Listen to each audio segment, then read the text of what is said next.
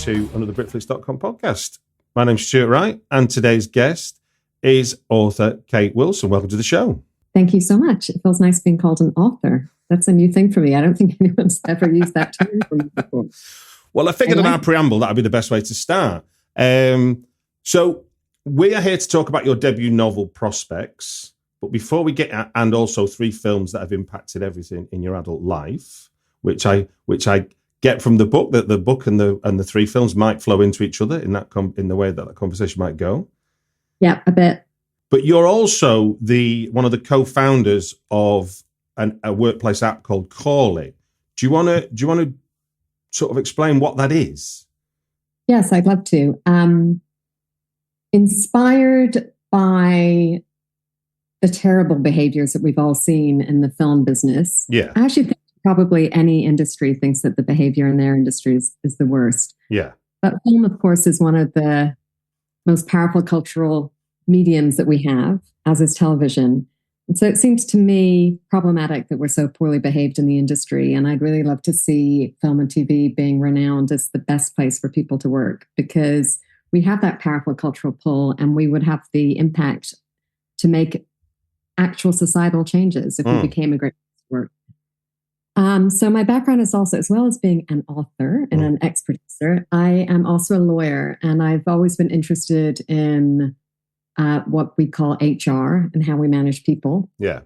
And I'm really interested in the way in which we can start to value subjective experiences. So we have a tendency in HR to think about the consequences for somebody that's done something wrong, and to think about what the objective experience was. You know, is it reasonable for this person to lose their job, or to go through a grievance process, or to be punished in some way? And actually, it's not really about being reasonable when it comes to discrimination in the workplace. It's about the impact that you have on somebody. It's not really about the intention. And we need to start having conversations about bullying and harassment in the workplace at a much, much lower level, that don't have these huge consequences to people and to the productions we work on and to the industry as a whole, which I think is really suffering a damaged reputation. So with 2 other freelancers, a producer called Jules Hussey and a television director called Dallas Thomas, I founded an app, which is essentially an anonymous recording and data collection tool and a signposting tool. The data collection part is as simple as can be. Every production creates a QR code.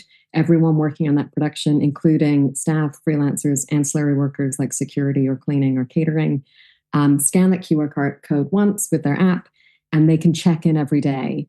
It's a traffic light system asking how they were treated at work today.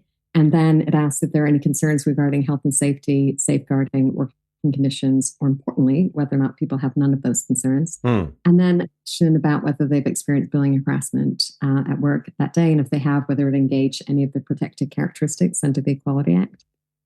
So to keep it, really simple, it's not unlike when you're at the airport and you just whack one of those red, amber, green buttons on the way out to let the airport know the experience that you had. Yeah. And it's valuable for a freelancer-led industry like film and TV, because it makes sure that we open up lines of communication with people that often feel that they're being silent. The other function it has is signposting. So it makes sure that everybody working on a production has access to what you might call a dignity at work policy, and knows the behaviors that are acceptable and those that are unacceptable. They know how to file a grievance if something bad happens to them. They know the health and safety policy. Also, they have access to 2 people on the production with whom to start a confidential conversation, and access to third-party resources, so things like the Film and TV Charities 0800 number.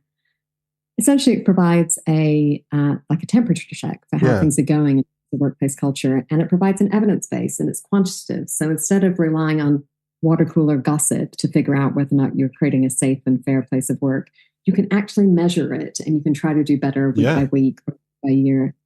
And it's used quite widely now. It's used across film and TV. We're now in 12 languages, and we have partnerships in the Netherlands and in Germany. I'm really hoping to get into the United States soon, because obviously it's helpful if I speak the language. I'm finding the Dutch quite hard to communicate with, particularly. And we're really proud of it. It's very simple, but it's powerful. Well, no, I mean, in a previous life for me, I was an internal communication manager. So I used to run annual surveys across organizations.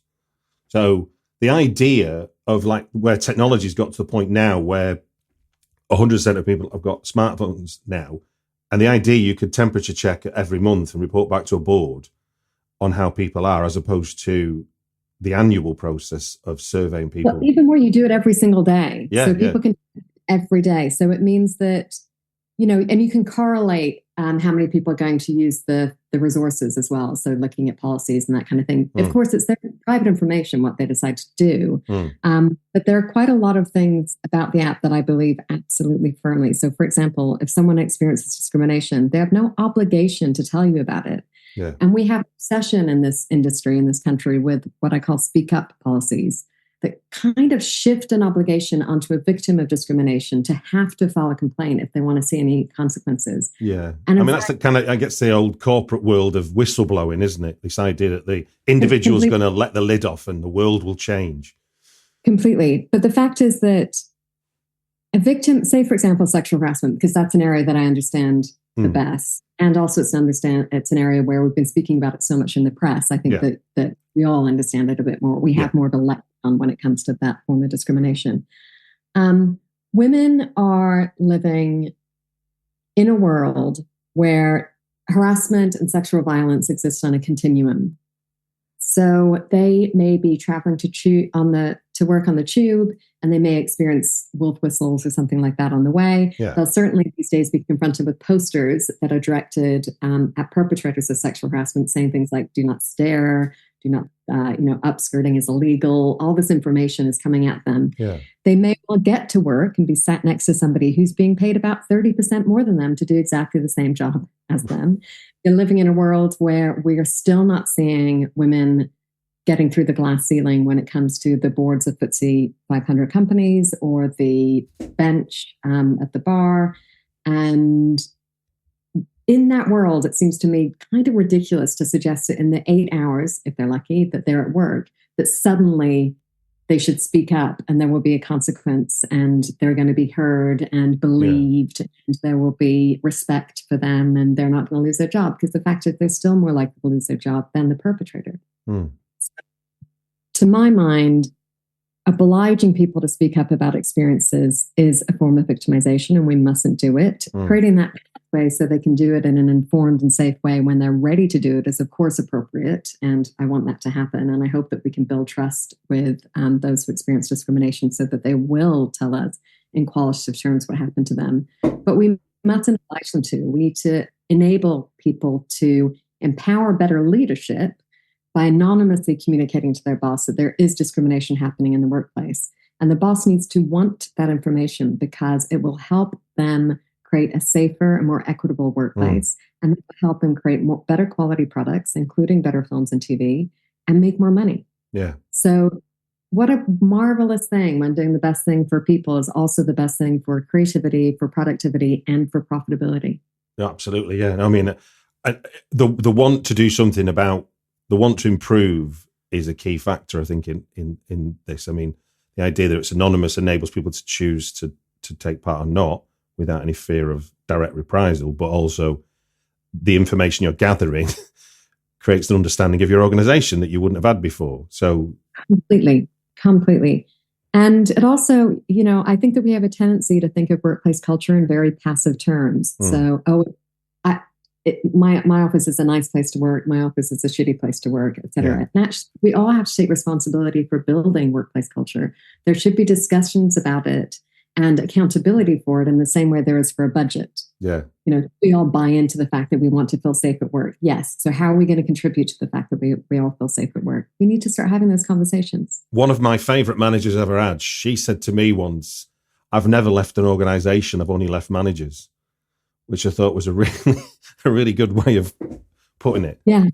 Well, I don't know entirely how this relates, but I'm kind of obsessed with this new fact that I heard, which is that the principal reason for people staying in a job, and of course, retention is incredibly important when it comes to talent and people that you're working with, you've invested in. The principal reason is not salary. That is number two. We're capitalists at the end of the day. The main reason why people stay in a job is because they have a friend there. I think that's fascinating. I think it's so interesting. It shows I get very irritated when people refer to a workplace by saying we're like a family, because, if it's something like my family, it means you treat each other like absolute shit and think there are going to be no consequences. So I don't think we should treat each other like family, but we should treat each other like friends. Yes. We should be friendly and respectful in the way that we expect our friends to be respectful towards us. And when you're friends with someone, you're friends because you acknowledge the whole person, including their foibles and their flaws, and the fact that they have a whole life. They may be parents. They may have, elderly parents that they're looking after. They may have various challenges that they're facing. They may have a huge gift for playing the piano, and you could benefit from that at the office party. It's looking at the whole person, acknowledging the whole person. I would really like to get there in terms of a society. Brilliant. Well, thanks for sharing that about Call It. I will put a link in the show notes so people can check out the website and how to get involved if they want to adopt that for their productions or their company. And I should just say it's a not-for-profit. And so if we ever make any money, which looks pretty unlikely, but if we ever did, all the funds would go back into supporting film and TV workers in the UK. Well, let us move on to your debut novel, Prospects, which is out now. And before we get into the details of writing that, do you want to give a brief synopsis to what Prospects is about? Sure. It is about Los Angeles, and it's about California. And it's about a feeling that people like me have had that's very, very strong, that draws us west, draws us to America, and draws us to California. And there's a history in California of people being drawn west. The gold rush, which was 1849, the health seekers. So in the 1880s, when tuberculosis was rife in the United States, Southern California became a basin for doctors and health seekers, and of course, many, many quacks as well, to try to help people return to better health. Yeah. And then, of course, movies. And there's also Silicon Valley as well, which I don't go into too much. I reference it a couple of times in the book. But that draw is incredibly powerful. And I looked at what the commonalities are between the gold rush, the health seekers, and the movies. And I realized that they are actually very, very similar, because it's all kind of about buying a lottery ticket. It's not a meritocracy. If you went and bought a piece of land during the gold rush, you would be lucky, perhaps, if the first day you found some gold, but you might be the guy right next door who's digging on his 1000th day and has found absolutely sweet FA. Yeah. And like the majority of people in the gold rush left California with less than they'd arrived with. And I think that happens in the movies. I think people arrive there to get their lottery ticket, to get in line, to wait to be discovered in the way that the gold was discovered. And equally with health. Some of us are fortunate and some of us are unfortunate. That lottery ticket is a dangerous thing, because we start to look at the people who are unfortunate, the unlucky ones, as being somehow less worthy, less valuable, less important in society. And I think that is hugely problematic. But my relationship with California is challenging. And it's been like a torturous love affair, basically. I always wanted to live there. Both my parents are from Yorkshire, and I sound like this. So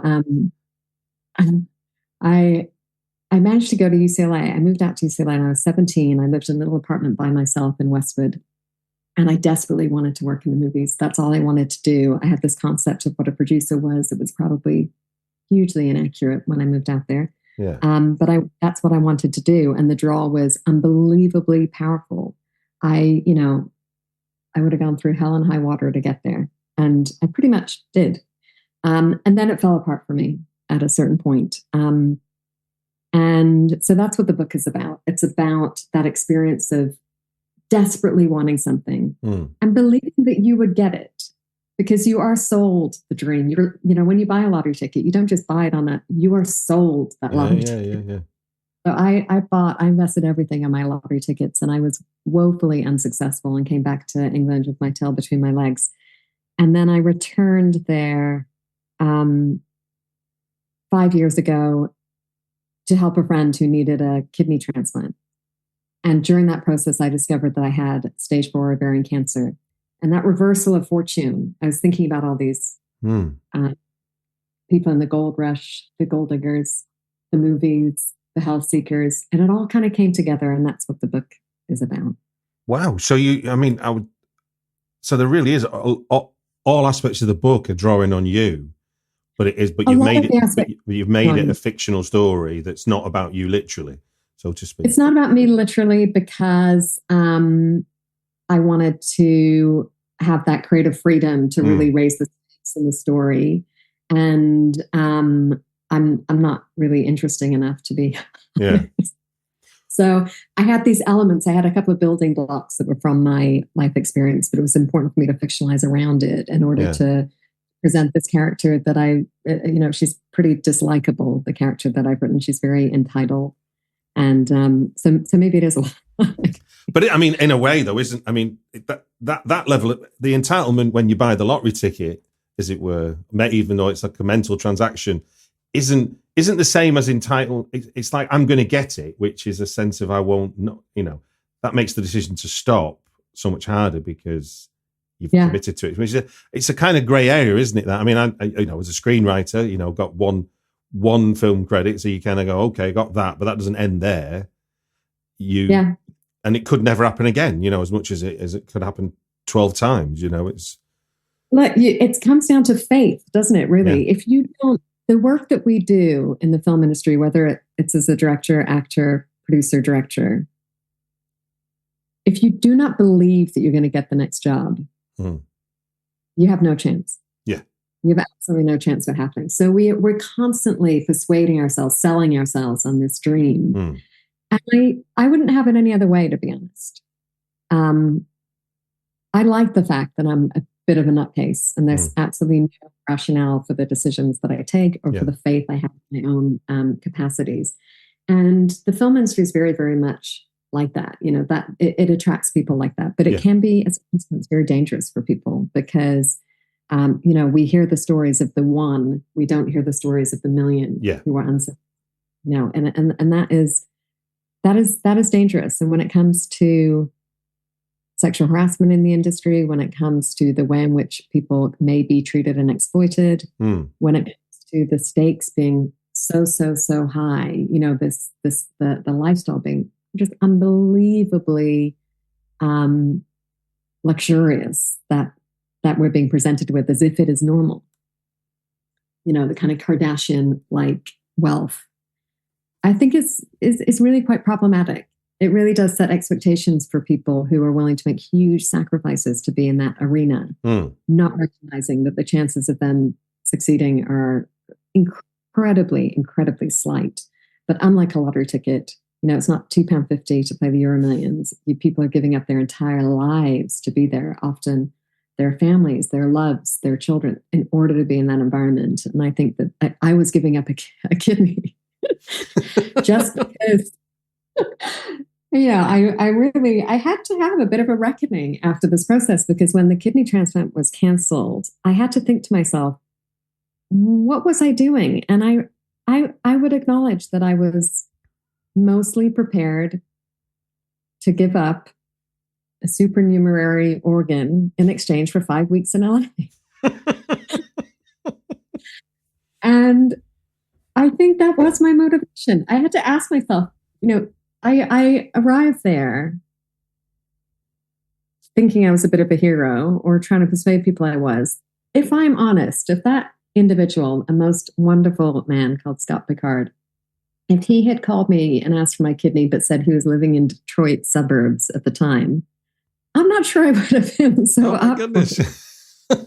I am just being honest. No, I understand. But so when you're writing this book and you're drawing on your experiences and observations and sort of wider views of perceptions of the industry. And you said there about fictionalizing it enables you to heighten it and heighten the stakes and stuff to make it more dramatic. What for you were the biggest challenges? Because I'm working with a writer who I'm adapting a novel, and in that book he said, he'd done everything in it is more or less truthful, but you can't. One of the things he says is you can't sue me for what I write in fiction, and if I write it in so was there any liberation in terms of what you're able to say with prospects that you maybe wouldn't have been able to say in a memoir? Yeah, huge liberation. I do have thoughts about this idea of truth that we've all been talking in relation to Baby Reindeer. So Baby Reindeer, which, have you seen it? Yes. So, the opening gambit is, this is a true story. Mm-hmm. None of the caveats that we normally see. This is based on a true story, and then all the small print coming off the other side. And it really bothered me from the very, very beginning. I couldn't quite figure it out. I found myself really having a kind of distaste for Richard Gadd that didn't have any evidence base within the substance of the show. It was just this is a true story thing that really... Take it or leave it. It's a true story. Well, no, I think the problem with it is that it comes down to privilege. Mm-hmm. It comes down to privilege. There is no such thing as truth. There isn't. There is no objective truth. And I definitely don't think that Baby Reindeer is an objective truth. I think it's his perspective on things that happened. And I have no doubt that that perspective evolved during the many ways in which this story and this experience that he had was narrated. So it began as an Edinburgh show, and it went into various forms before it became however many parts of a Netflix series. And there's no human being who is not adapting their narrative in order to make sense of the very confusing world in which we live. Certainly, more so if you are a human being who's a performer, then you're absolutely adjusting your story in the moment as you perform it, as you share it with people, because you're there for an audience. The audience has an influence. So it's a little bit kind of, that great, the medium is the message type of thing. This process that he's been through over the many years of telling this story, he's convinced himself that it is a true story, but it is not. There is no objective truth. And I think he irritated me by saying it, because back to the work that I do with the app and in discrimination, when women particularly have an experience of sexual harassment and they make an allegation, the first thing that happens is that they are denied. They're told that did not happen to them, that they misunderstood, that they've overreacted. So people who are experiencing discrimination live in a world where they could never say, this is the truth. Women tend to particularly, and I keep on bringing it back to women, I do acknowledge that men experience sexual harassment. Certainly men are 98% of the perpetrators, women about 76% of the victims. But women tend to begin conversations about sexual harassment. The impact that your behavior had on me, maybe I'm being oversensitive, but the way that I felt about it, we're always, always forced into a corner where we have to justify the experience that we've had. And so I think we have to be very careful about that word truth. And I wouldn't pretend that I have access to an objective truth. Legally, yes, if you write a memoir, you can't be challenged on it legally because you are able to say, this is the truth that I experienced. There are laws now. We've had the same, we've had another film. It's The Lost King, the Steve Coogan film, Baby Cow's production. Okay. Which was about the discovery of Richard III's body in the car park in Leicester. Yeah. And one of the characters within there is based on a professor in real life, and he's now suing Baby Cow because he feels that it was a great representation. So that's kind of fascinating. I'll be interested to see what happens with that. But certainly for me, I wanted the freedom of writing a fictional novel because there are things that I wanted to insert into it. Also because there are some characters therein who are sort of what I would call composite characters. Yeah. But also because I've taken not only my own experiences, but experiences of women that I've met or that I've read about or that I've heard about when it comes to the poor practices and particularly sexual harassment within the film industry. Yeah. And the character, a couple of times you do hear her name, but the character throughout the book is just the pronoun she. Yeah. And that is to communicate that it is, unfortunately, the experience of many, many, many women. Yeah. So that was important for me. Also, as much as I am like a complete professional failure, and that part of the book is absolutely true, I did move back to England and met my now ex-husband, but I was with him for 22 years. I have 2 children, a 17-year-old daughter and a 20-year-old daughter, possibly my only successes in life. And I'm very proud of them. And I didn't I thought it was important that this character actually doesn't have that level of satisfaction in her life in terms of, I'm able to say, well, maybe everything happens for a reason. Maybe I came back here for a reason. I met my ex-husband, Ian. I have my 2 children. I can make sense of this world that we live in and the choices that I made. The character in the book doesn't have that happen to her. And so she's unable to make sense of things. She has no children. And so getting things like ovarian cancer at a young age, obviously you're unable to have children because you have to have, extensive surgery. Yeah, of course. So those kind of stakes are raised. And also that kind of liberty. I mean, really, I was able to just make her much more interesting than I was ever going to be. Thinking about the book and what you wrote in The Guardian recently, I was interested in the timing, and you talked about you didn't have the language and there was not who to speak to. But I was thinking, like, in 2000, I mean, I didn't see the film till after the event. So in 2000, there was a film called Ivan's XTC, which is I don't know if you ever saw it, Bernard Rose's film with Danny Houston. Yeah, I did see it a long time ago. Yeah, but I mean, it's only the fact that it's a shocking film because it portrays a lot of what blew up in the sort of what we call the Me Too period. What you describe in the article, and yet when the film came out, it was just, there was no kind of like, oh my God, Hollywood's in trouble and it should sort its act out. And equally, I think 94 Swim with Sharks comes out, which is a horrendous portrayal of a toxic relationship. Yeah. And it was almost both films are almost like there's a heroism to what's going on like that. I mean, the man's literally dying of cancer in Ivan's XTC. What's your? I mean, I don't know how much you get. I've not read all your book, but in terms of why are we not move? Why is progress so hard when we can point to what's wrong so clearly? So frustrating. It is so frustrating. So the reason why, even though the legal framework was in place when I was living in Los Angeles, culturally there was no language or way to discuss sexual harassment, is because of a few things. One is that without social media, women are isolated in these experiences. Yeah. And so I think the advent of social media and the way in which we're able to communicate with one another and acknowledge shared experiences, which is also why the book is written in that third person she, is about that shared experience, is hugely important. There is power in numbers. There's no two ways about it. Yeah. And there are a couple of things that were going on while I was in university and afterwards. One is the Clarence Thomas situation. So who's obviously a member of the Supreme Court now. Yeah. But Anita Hill accused him of sexual harassment. He was sexually harassing her in all the obvious ways, trying to get her to go out with him and trying to get her to watch porn and things.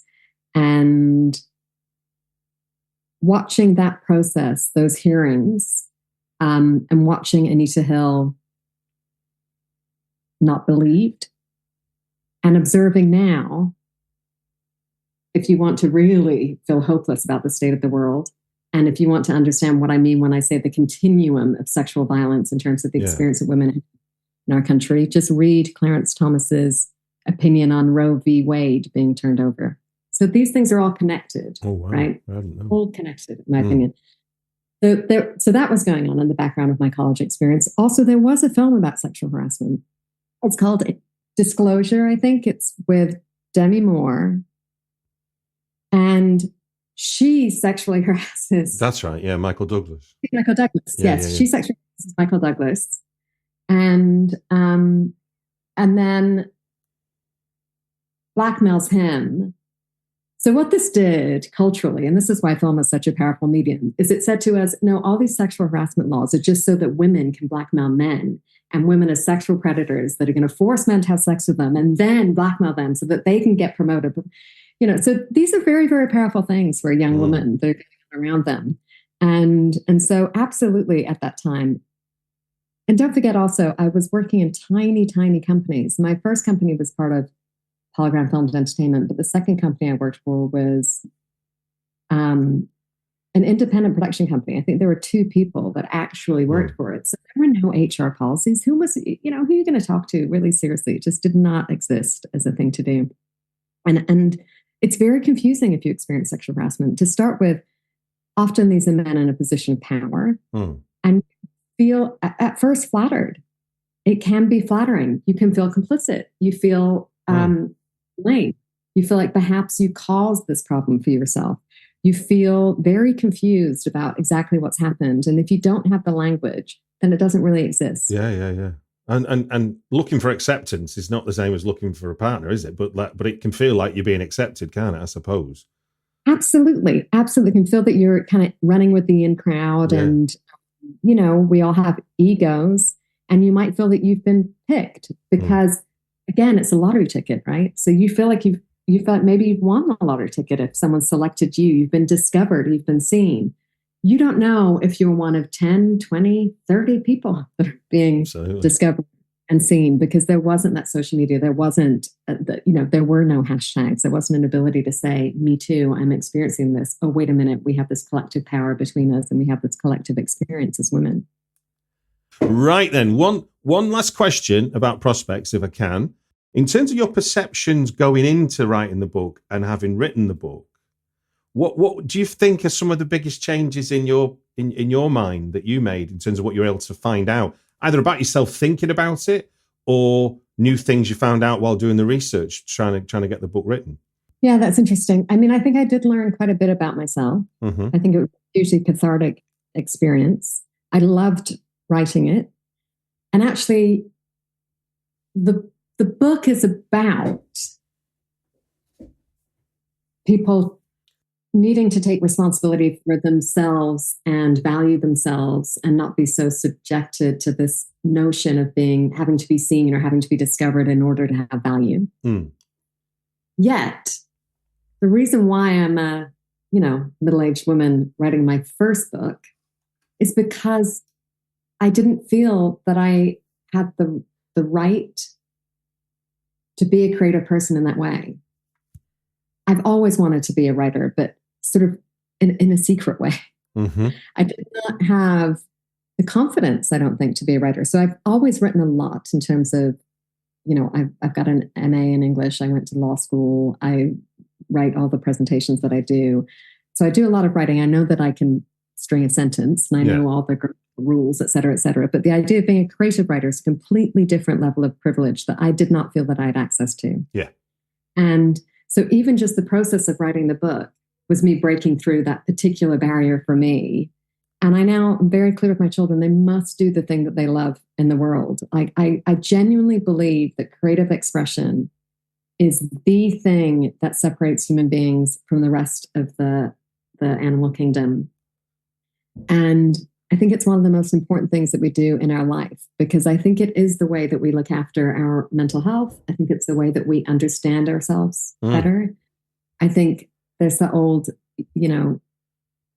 bit of a cliche, but expression being the opposite of depression. And it's kind of a silly thing to say, but I actually really, really do believe that. I believe that process of talking about your experiences, reconciling yourself to your failures, acknowledging your successes, that expression of who we are is hugely, hugely important. So just the process of of writing the book, forget even about the substance of it, which was so personal and important to me. The process of it was a really healthy thing for me to be doing. And I think a big part of my self-acceptance and maturing and recognizing that it was okay to use my own voice and to develop my own voice. Yeah. And if you read the book, it really is my own voice. I previously have, I think, tried to write like other people, which of course is a big mistake. You'll never be successful when you do that. And I went on a kind of writing retreat, and one of the tutors said to me, when I told her I had this idea for a book, she said, just start it today. Just write the first few lines or pages or what the word is or anything else. And I hit on the title prospects pretty quickly because, of course, that represents your prospects in terms of your health, prospectors in terms of the gold rush. The Hollywood Boulevard was originally called Prospect Boulevard. All kind of came together. And I thought, wow, these ideas and the sort of synapses started bubbling away. And I wrote the opening bit of the book on that retreat, and it hasn't changed very much at all, that bit. It really, it's like kicking off when you're about to do laps, and it really did set me off. And I wrote it pretty quickly. I was working full time, so I wrote it, kind of mornings between about 5 and 7 a.m.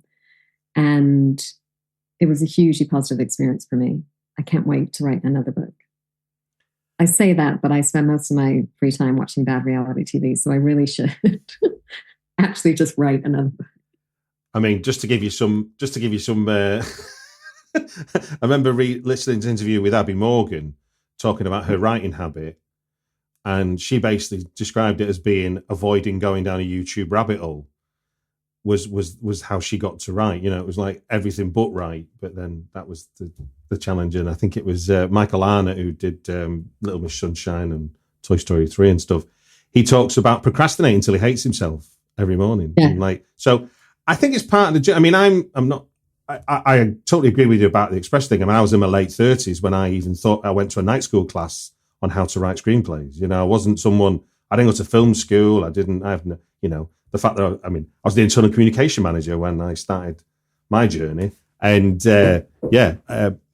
and now have writing habits like writing short stories every day that were just for me and nothing else, just to deal with what's going on in your head, because it's an easy way, not an easy way for me. I'm not saying it'd be for everybody else, but yeah, I think you're right. I think that's an interesting part, because it's not. I wasn't expecting that the answer, because I was thinking more it'd be more projected on the book, but the idea that the book itself is what's changed. Having done the book is what's changed you, as it were. I always say that every great film has an element that is about filmmaking. Not directly. I'm not saying that they show like a camera or a film set, but I'm saying great films have a part of it that has a subtext that's about creative expression, about that process of making film, about collaboration. I mean, really greatest films, I think, are like that. So, I'm trying to think of an example, but I just saw La Chimera a couple of times, and that's about the archaeologist and digging out the past. That is what filmmaking does. It unearths the story. It manifests the dream that you've had. It takes it back to reality. It manifests the ghosts that you've been haunted by, brings them to reality. So that's, I think, a brilliant film. And I think it's absolutely about filmmaking, because I think true filmmakers are always talking about filmmaking. For me, the book was about writing a book. Yeah. That's the kind of happy ending, is that if you recognize that a part of that character is the author, then the fact that that character found a voice and wrote a book gives it a happy ending, even if there isn't one in the book.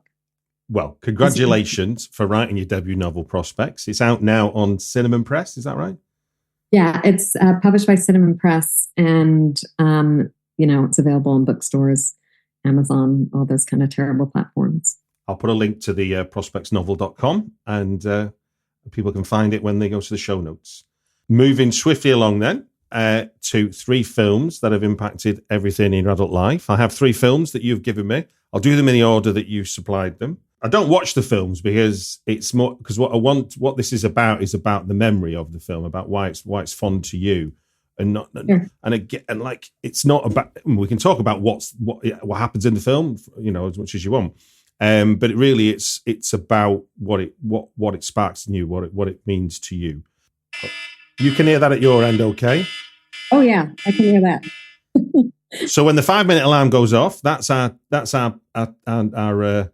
nod to stop talking about that film. I mean, obviously, you can finish your thought by all means. It's more the fact that it gives us the idea of, we'll capture the energy of each film in 5 minutes, rather than, I'm sure you could talk about each film for 15 minutes or more if room was allowed. I definitely could. I'll stick to 5 minutes. So does that all seem fine to you, what we're about to do? Perfect. Brilliant. Okay, 5 minutes of counting, and we're going to start with 1976's Bugs Malone, directed by Alan Parker. Do you want to tell us about how you discovered this film? Why? What's the fond memory from it? So I was born in the UK, and I think we were one of the first people in our street to have a VCR. Mm-hmm. And I was born in 1976, and I feel like I was born into Bugsy Malone. I'm obsessed with this film.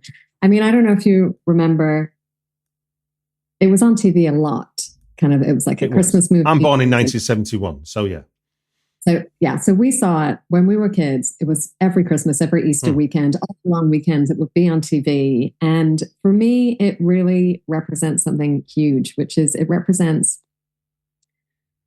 the whole idea of filmmaking. You can really tell that most of it's made on a soundstage. There are those few scenes that are outside that country house. They're, driving the cars around. But it was filmed mostly at Pinewood. It's one of the first films that I saw where I started to break down, oh, wait, that was made here, but it's a fantasy of America. Wait, is it New York? Where is it? Is that an English actor doing an American accent? And recognizing that this was a constructed piece. And of course, it's all children. I mean, it's the most bizarre film you've ever seen. It's deeply uncomfortable to watch now. And I do wonder. Average age of the cast was 12. Yeah. So Foster was 12. It was made the same year that she made Taxi Driver. She came directly from Taxi Driver. Mind blowing. To UK to make BUGSY MALONE. I mean, what a year. But these are deeply bizarre performances that a 12-year-old was asked the 12-year-olds were asked to give. And it is kind of worrying. They're wearing very adult clothes. Essentially, Jodie Foster's playing another prostitute. It's all very kind of adult and odd and slightly disturbing, but I completely 100% love it. I'm so glad it exists. It makes me deliriously happy. I saw Dexter Fletcher at the cinema about a week ago, and I still love him for being Babyface, such a wonderful character at the beginning of his career. I think it's an extraordinarily good film, and I think it is about something that my book is about that we just discussed, and something that I've been fascinated by, which is the world's concept of what America is like. So this kind of gangster movie, this kind of Chicago gangster film is very, very British in its perception of what that might be. Yeah. Which is really fascinating. And, its perception of sort of sexual politics or class, how class might exist in America. I think it's an extraordinary film.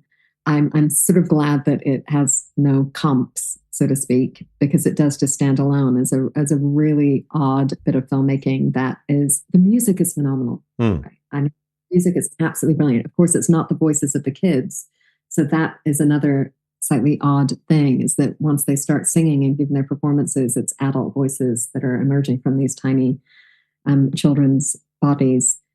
It began a hugely long and continuing love affair with Jodie Foster, and a brief but powerful love affair with Scott Baio. That didn't persist all the way through Charles in Charge or anything, but I did absolutely love the cast. And it definitely, if there is a film that inspired me to be part of the film industry, that was it. I must have watched it 100 times when I was a kid, and I watch it at least once a year now. And one of the great joys in my life has been forcing my children to watch it with me. And introducing it to Americans who often haven't seen it, oddly. Really? It didn't get action. No. I've been surprised by real cinephiles who were unaware of the film, who love, for example, Alan Parker's other work, like Midnight Express or and unaware of this kind of odd thing that came out of the mind of that. I suppose it's like Robert Duvall doing Popeye, isn't it? And sorry, Robert Altman doing Popeye. It's like that's such an outlier in terms of their directorial career. Yeah, completely.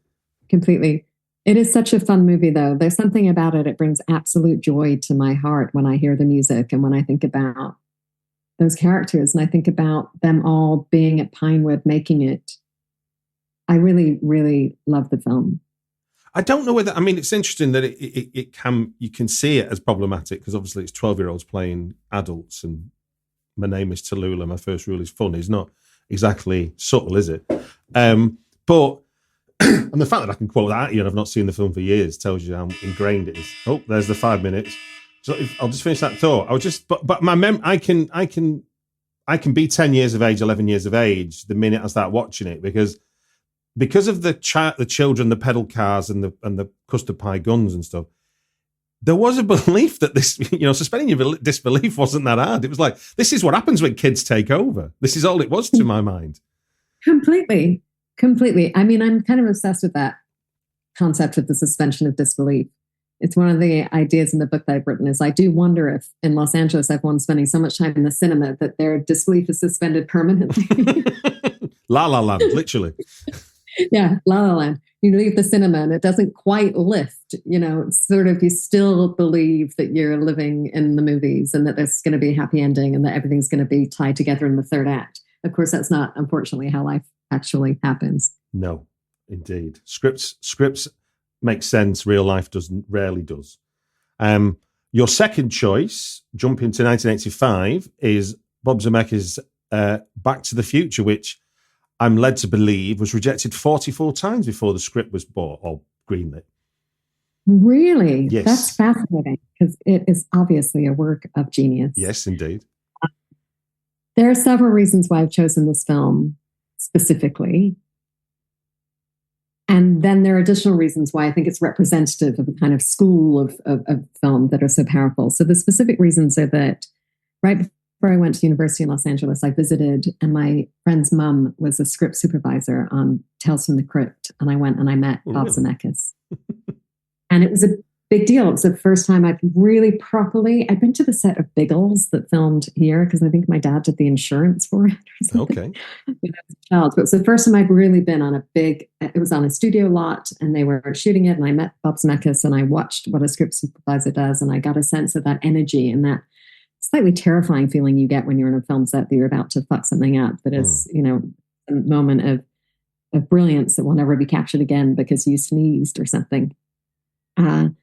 But it was brilliant to meet him. And again, this is about the building blocks of me starting to understand how films are made and really getting a sense of the fact that these are normal people, that Bob Zemeckis is just a normal person. And maybe this was something that I really could do. The other thing about Back to the Future is unusually for me because I cannot stand things like roller coasters or the kind of theme park stuff. One of my favorite places on earth is Universal Studios. I think it's so brilliant. I mean, I love the tram ride mostly, but one of the other great rides is the Back to the Future ride, which still exists. So it's been there for years and years and years and years, and it's really persisted. And essentially, we thought, it's genius. It's just you sit in a car and it shakes around, and then there's just a screen in front of you, and the car is just tipping a tiny bit, but you're convinced that you're in the DeLorean, going down. I've done the Simpsons one. I did the Simpsons. Is a similar ride. Maybe Back to the Future doesn't exist anymore, but I love Universal Studios. I'm thinking when I die, a few of my ashes were scattered there. Because that tram ride, the absolutely ridiculous plunky shark coming at you as the tram tips and the flooding and the... Do you remember where you saw Back to the Future first time? Was this wasn't a VHS experience, was it, I guess? So this will have been a VHS experience. I think I will have unlikely to have seen it in the cinema. Okay. I think cinemas were expensive and pretty rare when I was young. I probably went more than most people, but still it was a rare thing to do. But when I was 9, I moved to Bermuda. Mm-hmm.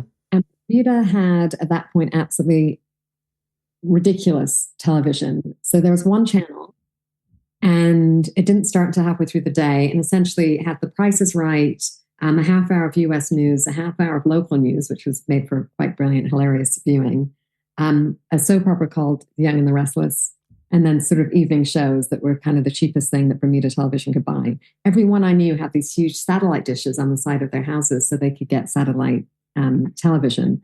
My parents refused to do that, so we had nothing to watch. We did have an absolutely brilliant video store called Phase One, and we'd go there and take literally dozens of movies home at a time and just watch them over and over and over again.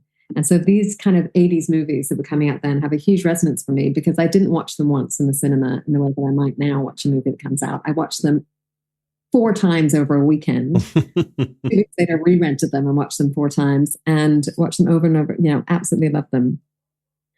So for me, in terms of what this is emblematic of when it comes to this movie is I'm going to quote in a nod to one of my favorite people, Carl Needham, who's the founder of IMDb.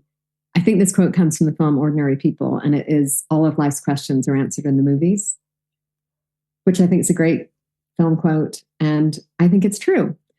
And I think that Back to the Future represents, when you talk to people about the potential of time travel, they are not going to quote Carlo Rovelli or Ronald Mallett or one of the great theoretical physicists that have actually looked into how black holes work and whether or not there's time travel. They will be thinking about the DeLorean. Yeah. And Marty McFly. It's become, we talk about language. I recently, if you could go back and change the experience you had in Hollywood, would you? And my response was, wait a minute, are we talking about Back to the Future rules of time travel? What are the so I do think that we mustn't underestimate that films like Back to the Future, they have so much power over how we perceive the world. And we genuinely, even though the science in there, is obviously a whole load of BS and has been completely proven to not make any sense whatsoever, it is how we perceive the concept of time travel. And it really doesn't matter, even if I understood what the hell Carlo Rovelli is talking about when he talks about wormholes, I would still be referencing Back to the Future when it came to whether or not I was interested in time travel. Yeah, you've got Back to the Future as the time travel model, and you've got Groundhog Day as the, if I could just repeat one day, what would I do? And it's weird to think it's two movies that set the rules. A bit like, in a way, a bit like, what's he called? George Romero's Night of the Living Dead set the rules for zombies. Like, it wasn't like there was rules before, and yet it becomes the rule of how a zombie film is made, and yet it was just a film. Did you know that DeLorean actually wrote to Zemeckis after the film and thanked him for immortalizing the car in the movie? And also sold kits so you could make the car look like the time traveler. That is brilliant. Brilliant. I love it. Moving swiftly along to your third choice and jumping just 3 years to 1988 for Jonathan Kaplan's award-winning The Accused, and the second film to feature Jodie Foster. But tonally, we're shifting somewhat from the first two. We're shifting a lot. But this really comes back to a question that you asked me a few moments ago, which is, why haven't things progressed when it comes to experiences of sexual harassment, of sexual assault, sexual violence? In this case, it was a gang rape. And it is really shocking to think that this film was released in 1988. And here we are in 2024, 36 years later. And I don't think we've made any progress, unfortunately, particularly when it comes to the legal system. So this film is based on a true story. It's based on the gang rape of a young woman and her court case. It generated a huge amount of publicity. It was filmed and aired on television, the court case, and it raised all those questions about victim blaming. I mean, this is a woman who was told that she, typical, what was she wearing? Did she ask the cocktails that she had, et cetera, et cetera, et cetera. And I do find it mind-blowing, depressing, anxiety-inducing, exasperating that we live in a world today in the UK where if you are brave enough to report a rape to the police, you have a 1.6% chance of the CPS taking it to court. 1.6%. Blimey. The chances of you being successful, i.e. of the perpetrator being convicted of rape, are infinitesimally small. And I believe that the vast majority of rapes are not reported to the police. So we're looking at a world where there is no criminal accountability for the rape of women and of men. Our legal system is completely letting down women. This sends a message in terms of whether or not women can expect to be paid fairly, whether or not women can expect to be wolf whistled on the street, whether or not women can expect to be sexual harassed at work. And that's that continuum of sexual violence that I've mentioned before. And I feel so strongly about the fact that we have to change this. I have 2 daughters. I hate to think that they're growing up in a world where my generation, the generation before me, failed to improve the criminal system to protect women better when they have these experiences, and men, of course, that experience rape. I think it's an absolutely brilliant performance from Jodie Foster. I should acknowledge that I did work for Jodie Foster. That's and when she asked me why I wanted to work there, I told her it's because of BUGSY Malone, but I really should have said it was because of the Accused. I think that her performance in it is absolutely remarkably good and nuanced and honest. And back to that word that I don't really like, truthful, but it does come from such an emotional place of truth.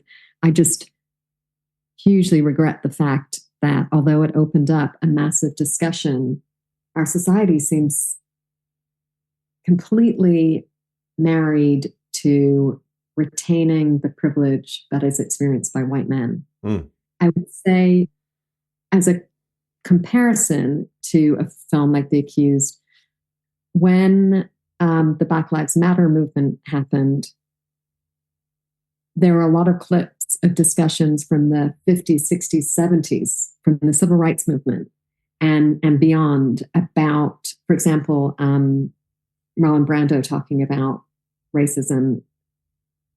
We don't seem to be making the progress that we can or should be making. Seeing the repetition of the same discrimination that people are experiencing, whatever that type of discrimination is incredibly frustrating. And I think that it is something that we have to start being accountable for as a society. Because we now have an evidence base that diversity of thought, so making sure there is inclusivity, that people can share their experiences and share their perspective on things, leads to a happier, healthier, more successful society.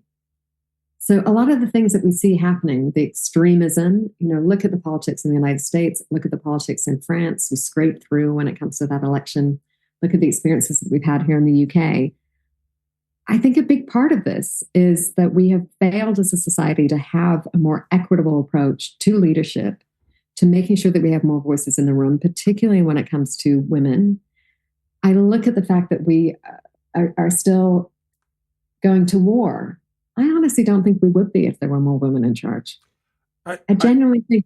I feel like it's, and we saw it a lot with what the Tories did and the way that Trump speaks, is that there's a lot of sentiment within what we call the patriarchy, to be in charge. Let me just turn that off.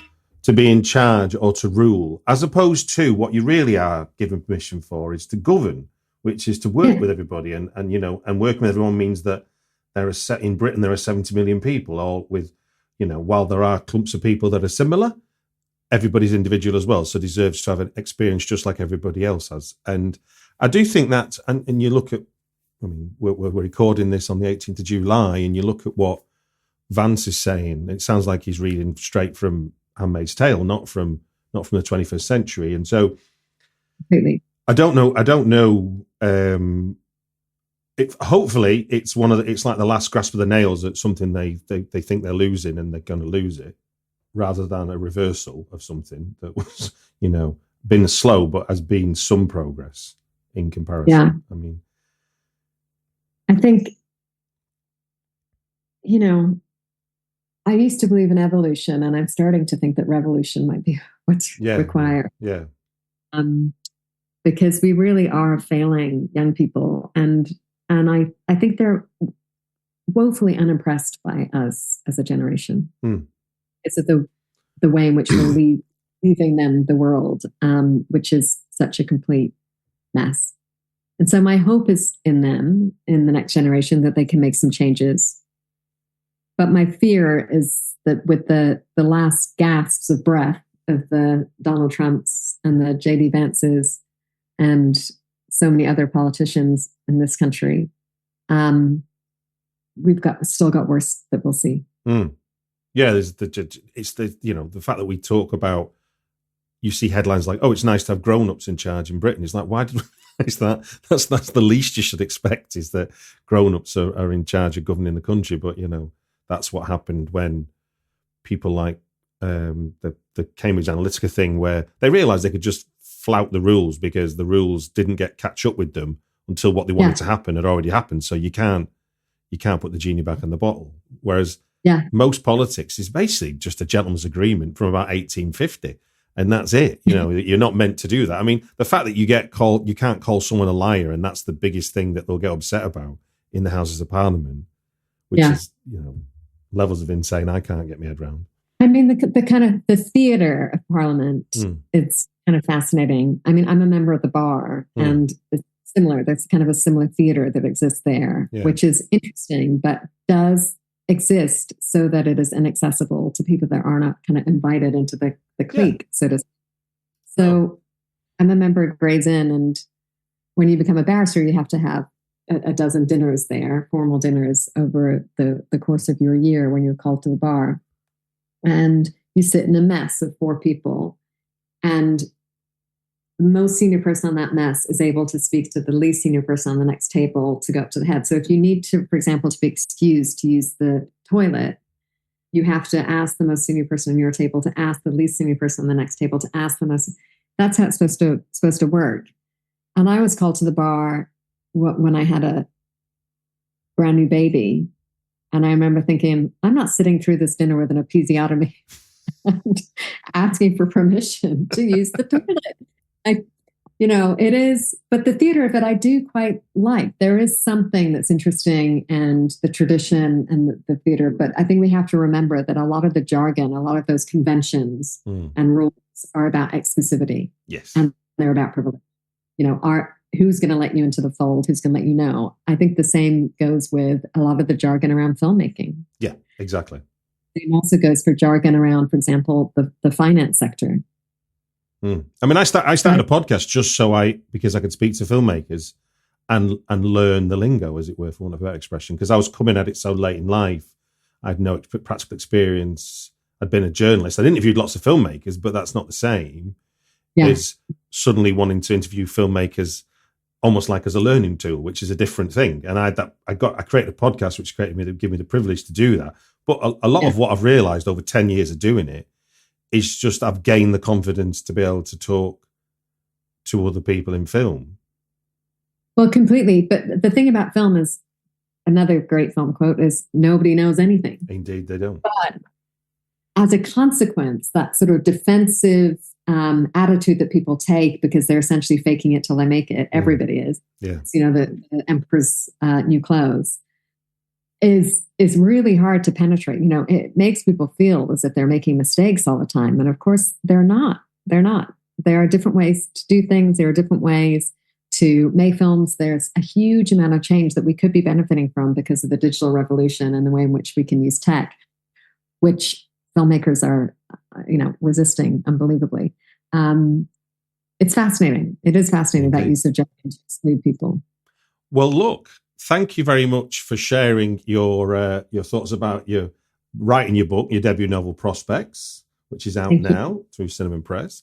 And thank you for sharing 3 films that have impacted everything in your adult life, and for introducing certainly me and hopefully some of the audience to your app, Call It. And like I say, I'll put links in the show notes to all those details. So thank you so much. I've really enjoyed talking to you. Thank you so much.